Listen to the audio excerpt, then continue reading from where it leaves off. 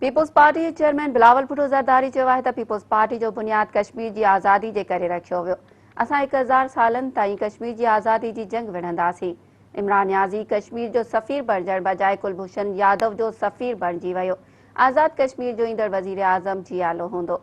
आज़ाद कश्मीर जी चूंड मुहिम दौरान मुख़्तलिफ़ हंधनि ते मेड़ाकनि खे ख़िताब कंदे ऐं मीडिया सां ॻाल्हाईंदे बिलावल भुट्टो ज़रदारी चयो त रत जे आख़िरी फुड़े ताईं कश्मीर लाइ विढ़ंदासीं।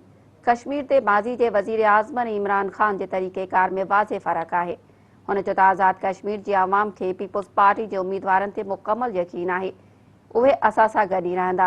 हुन वधीक चयो त मौजूदा हुकूमत जी कश्मीर पॉलिसी ऐं रवैये ते हमेशह तनक़ीद कई आहे।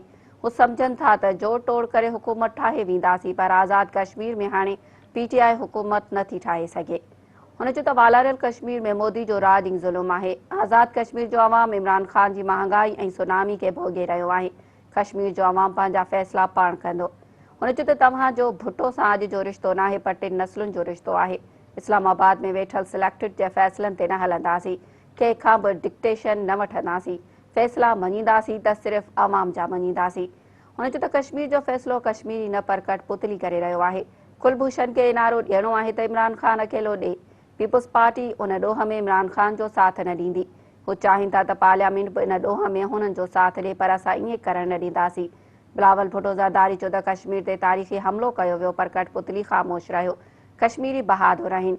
उहे पंहिंजनि भेनरुनि ऐं भाइरनि खे अकेलो न छॾींदा। इमरान ख़ान ख़ामोश रही सघे थो, पर कश्मीरी ख़ामोश न रहंदा। हुन चयो त हीउ डिॼणो कठपुतली सिक्योरिटी रिस्क बणिजी चुको आहे। कश्मीरी अवाम 25 जुलाई ते कठपुतली खे जवाबु ॾेई छॾींदो।